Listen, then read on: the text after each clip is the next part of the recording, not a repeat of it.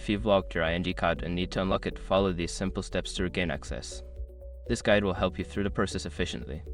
Step 1. Open the ING app. Launch the ING mobile application on your smartphone. Ensure you are logged into your account with your credentials.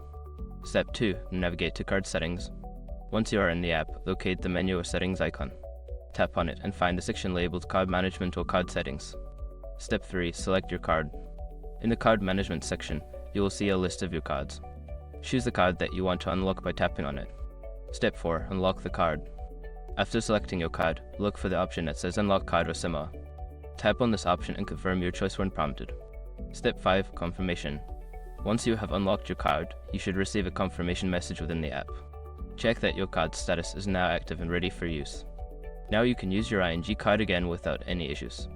If you encounter any problems, consider reaching out to customer support for further assistance.